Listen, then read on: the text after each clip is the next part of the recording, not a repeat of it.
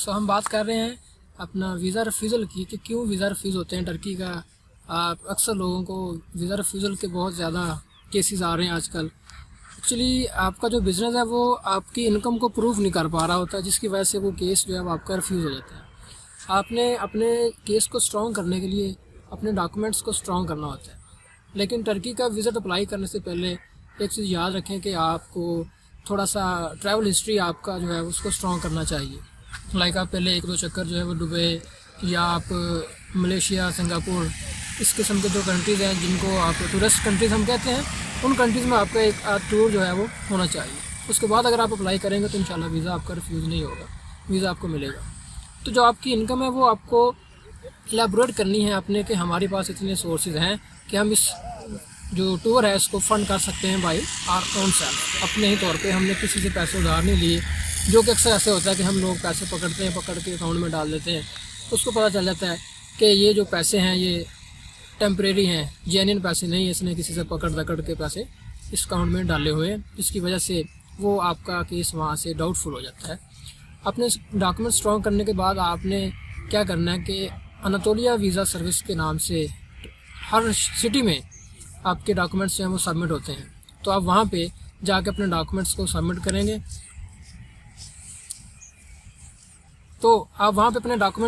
करेंगे। Document submit करने के बाद जो आपके वीज़ा प्रोसेसिंग है वो स्टार्ट हो जाएगी। वीज़ा प्रोसेसिंग आजकल तो 2 से 3 वीक्स जो है वो प्रोसेसिंग टाइम ले रहा है। तो आप इस ड्यूरेशन में वो आपसे वेरीफाई करेंगे कि आपने जो केस सबमिट किया है आया कि वो जेन्युइन पर्सन है। वो आपको एम्बेसी से फ़ोन भी आएगा, PTCL का नंबर से समटाइम फ़ोन आता है।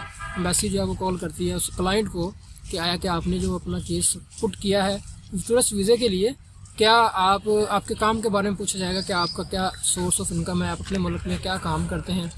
उस काम के बाद फिर वो आपसे वेरीफाई करने के बाद आपको विदिन 1 और 2 वीक्स आपका जो केस है वो प्रोसेस करके वीज़ा लग के आ जाता है। मैं आपको अपने वीज़े भी दिखाऊंगा। इस वीडियो के लास्ट पे आप देखें कि मैंने अपने वीज़े भी कई मुल्कों की ट्रैवलिंग खुद से की हुई है और अपने फ़ाइल केसेस जो है वो खुद तैयार करता हूँ। टर्की के मेरे 2 माशाल्लाह वीज़े लगे हुए हैं। एक वीज़ा मेरा लगा था 2021 में, तो मैं अपनी मसरूफियात के बायस नहीं जा सका, तो अभी मैंने इसको रिन्यू करवाया लास्ट मंथ। तो अभी जो रिन्यू होके वो आ चुका है और मैं आपको उसकी वीडियो भी दिखाऊंगा कि उसका क्या प्रोसीजर है। अगर आप उस प्रोसीजर के तहत चलेंगे तो आपका वीज़ा रिफ्यूज़ नहीं होगा। तो इसके बाद आपने क्या करना है कि जब दूसरी चीज़ें आती हैं जो आपके जेन्युइन डॉक्यूमेंट्स हैं, उनमें किसी किस्म का आपने फ़ेक डॉक्यूमेंट नहीं ऐड करना। उसमें फ़ेक डॉक्यूमेंट से मुराद समटाइम जेन्युइन FRC जो होता है वो आप बिलोंग नहीं करते, आप किसी से FRC भी बनवा लेते हैं, लोग बहुत कुछ करते हैं।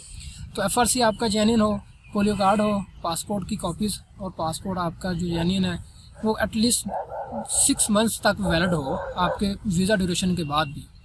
तो आप पासपोर्ट जो आपका होगा उसके साथ आप अपने डॉक्यूमेंट्स के साथ वीज़ा अप्लाई करेंगे तो पॉसिबल है कि आपके जो अच्छे चांसेस जो डॉक्यूमेंट्स की बेस पे है वो बन जाएंगे और आपका वीज़ा लग जाएगा। टर्की एक टूरिस्ट कंट्री है, तो बहुत से लोग जो हैं वो टूरिज़म के लिए यहाँ पे आते हैं। इस्तांबुल अकेला जो है वो about 3 to 4 million people per year जो है वो वहाँ पे टूरिस्ट के तौर पे आते हैं और वो देखते हैं यहाँ के टूरिस्ट पॉइंट्स हैं, प्लेसेस हैं। बहुत खूबसूरत मुल्क है। मैं भी इंशाल्लाह नेक्स्ट मंथ जा रहा हूँ और वहाँ पे आपको जाके बाकी जो स्ट्रीमिंग होगी हमारी, हम वहाँ से लाइव आपको चलाएँगे और सारी चीज़ें और सारे जो उसके डॉक्यूमेंट्स हैं और यहाँ पे क्या हालात हैं, लोग क्या क्या कुछ करके यहाँ से टर्की जाने की कोशिश करते हैं। तो मैं आपको हमेशा यही एडवाइस करूँगा कि कभी भी 2 नंबर और जो फेक रास्ते हैं उनको ना चूज़ करें कि हम वीज़ा लगवाने के लिए लोग डंकियाँ लगाते हैं। पाकिस्तान से टर्की जाने के लिए भी डंकी लगा रहे हैं। यार कैसा अजीब सिनेरियो बना हुआ है कि लोग टर्की को समझते हैं पता नहीं इतना स्ट्रॉन्ग और इतना वो डेफिनेट मुल्क है कि आप वहाँ पे जाते ही अमीर बन जाएंगे। ऐसा नहीं है।